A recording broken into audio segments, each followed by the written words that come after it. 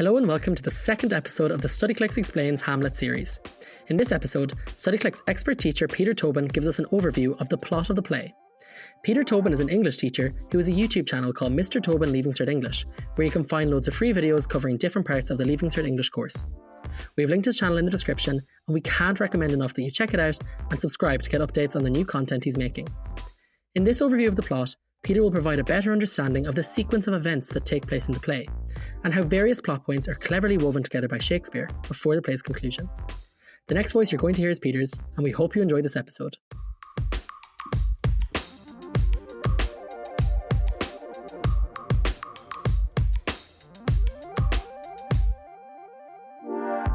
The play opens and the King of Denmark, also named Hamlet, has died mysteriously after victory over Fortinbras, the King of Norway. Within a very short time, King Hamlet's widow, Gertrude, has married his brother, Claudius, who has then become king. The dead king's son, Prince Hamlet, returns from university in Germany to attend his father's funeral and is stunned at his mother's marriage to Claudius. It is both illegal and immoderately soon. It is illegal as it is seen as incestuous. In Shakespeare's time, the idea of incest didn't just apply to sexual relations between blood relatives. In the Old Testament, it says that once a woman marries a man, his siblings become her siblings, and in effect, Gertrude is now marrying her brother. Claudius says as much with the line, "Therefore our sometime sister, now our queen, have we taken to wife." Prince Hamlet is visited by the ghost of his father, who tells him Claudius is the murderer and asks him to take revenge, but also asks him to take no action against Gertrude, his mother. Hamlet is at first suspicious of the ghost's origins. At that time there were a few explanations given for the presence of ghosts. Either it was a soul released from purgatory for a special purpose, to convey a message or warning, or it was a representation of evil in the form of a dead person sent by the devil to entrap the souls of the living. Or another option was that they were hallucinations, usually stemming from madness. This is what the Queen believes when she says, "This is the very coinage of your brain. This bodiless creation, ecstasy is very cunning in." Shakespeare works hard to make the ghost dignified and credible. It's not simply thrown in as a way to frighten people in the audience.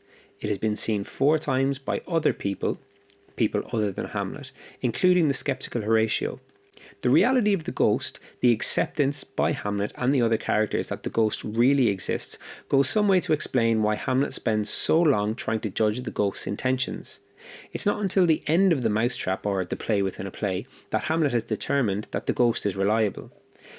Laertes, son of Polonius, the Lord Chamberlain, has received permission from Claudius to leave Denmark for France. Before leaving, he warns his sister Ophelia that Hamlet's intentions in relation to her are not honourable or genuine. Her father too doubts Hamlet's sincerity and forbids her to associate with him. Later, she tells Polonius that Hamlet has visited her and has been acting very strangely. Polonius decides that Hamlet is mad with love of Ophelia. When Claudius learns that Hamlet is behaving strangely, he sets about getting Hamlet's friends to spy on him. Claudius sends for Hamlet's old school friends, Rosencrantz and Guildenstern, as well as employing Ophelia to spy and act as bait in a trap for Hamlet.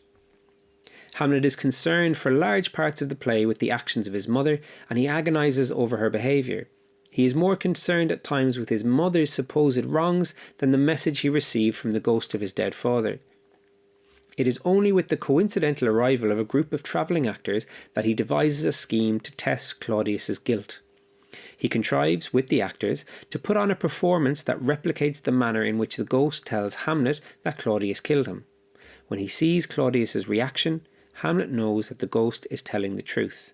Hamlet seeks out his mother to confront her and ask her not to behave as a wife to Claudius. She concludes that he is mad. Polonius is hiding in a closet trying to eavesdrop. Hamlet discovers him and kills him. Ophelia, meanwhile, distraught at the death of her father at the hands of the one she loves, goes mad and drowns herself.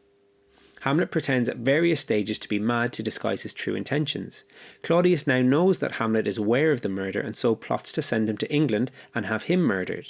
Hamlet, by a stroke of good fortune, learns of the plot, escapes, and returns to Denmark to avenge his father's death. Laertes and Hamlet have a fencing contest at the end of the play. Hamlet is unaware that the tip of Laertes' sword has been poisoned, as has the wine that he has been given to drink during the contest. Gertrude drinks some of the wine and dies. Laertes then admits that the sword too with which Hamlet has just been wounded has been poisoned. Hamlet then stabs Claudius before he himself dies, paying the ultimate price for his retribution. So that's the play in a nutshell. But of course, the beauty of Shakespeare in general, and Hamlet in particular, is the complexity and depth of the characters. That concludes Peter's overview of the plot. We hope this helped you gain a deeper understanding of Hamlet and equipped you with ideas and phrases that you can use in your essays. Once again, if you enjoyed this, we would really encourage you to check out Peter's YouTube channel, Mr. Tobin Leaving Cert English, which is linked in the description. Trust us when we say this is an incredible free resource for 5th and 6th year students.